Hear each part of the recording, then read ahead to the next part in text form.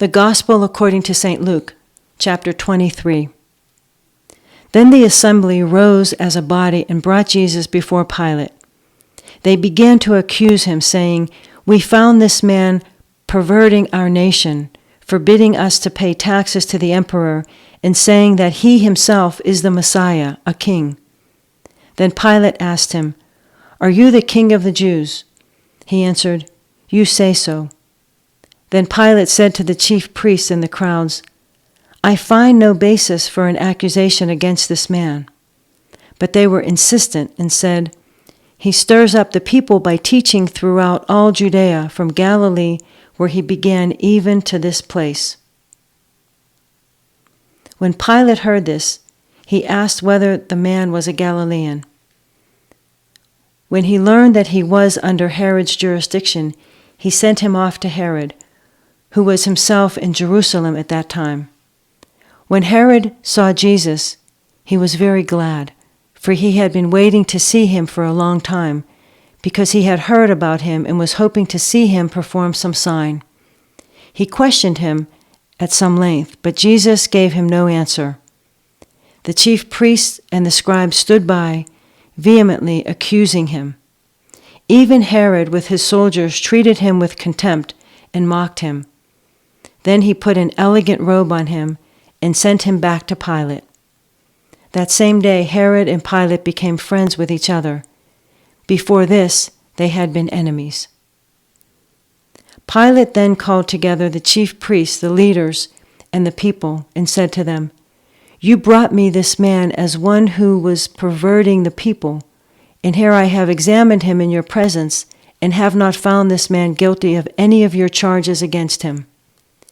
Neither has Herod, for he sent him back to us. Indeed, he has done nothing to deserve death. I will therefore have him flogged and release him." Then they all shouted out together, "Away with this fellow! Release Barabbas for us!" This was a man who had been put in prison for an insurrection that had taken place in the city and for murder. Pilate, wanting to release Jesus, addressed them again, but they kept shouting, "Crucify him! Crucify him!" A third time he said to them, "Why, what evil has he done? I have found in him no ground for the sentence of death. I will therefore have him flogged and then release him." But they kept urgently demanding with loud shouts that he should be crucified, and their voices prevailed. So Pilate gave his verdict that their demand should be granted. He released the man they asked for, the one who had been put in prison for insurrection and murder, and he handed Jesus over as they wished.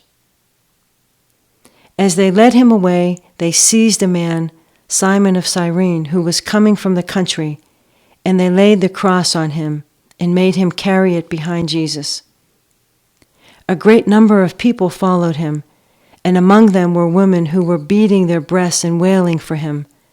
But Jesus turned to them and said, "Daughters of Jerusalem, do not weep for me, but weep for yourselves and for your children.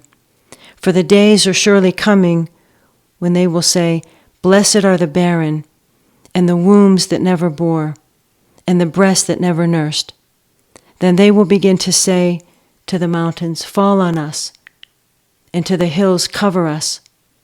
For if they do this when the wood is green, what will happen when it is dry?"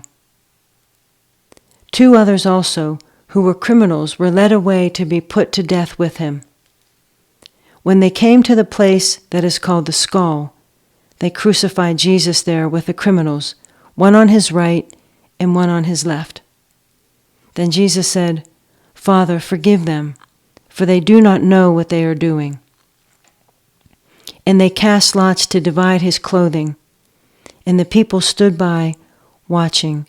But the leaders scoffed at him, saying, "He saved others, let him save himself, if he is the Messiah of God, his chosen one."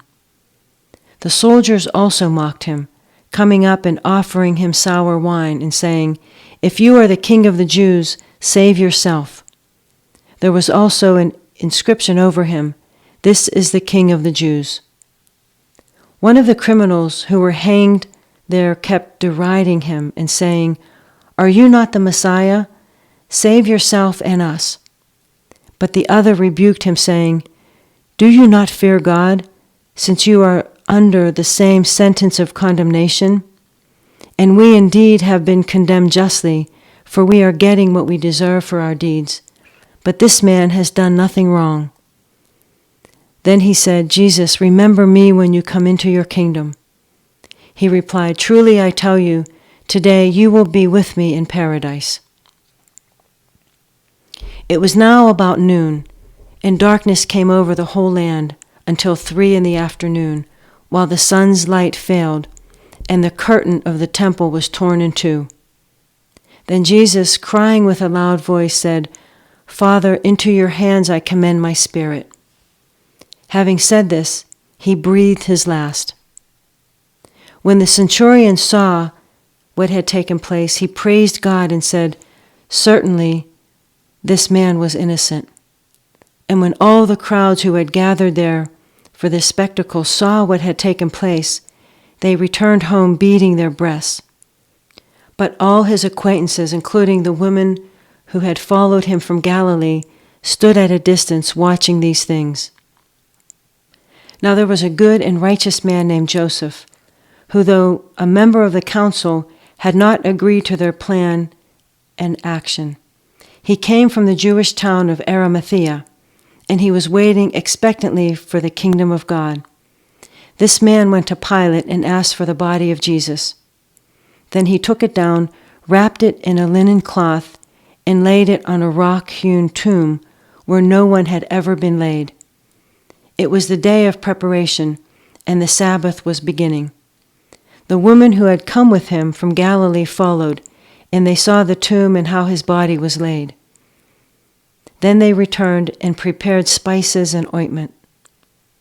On the Sabbath, they rested according to the commandment.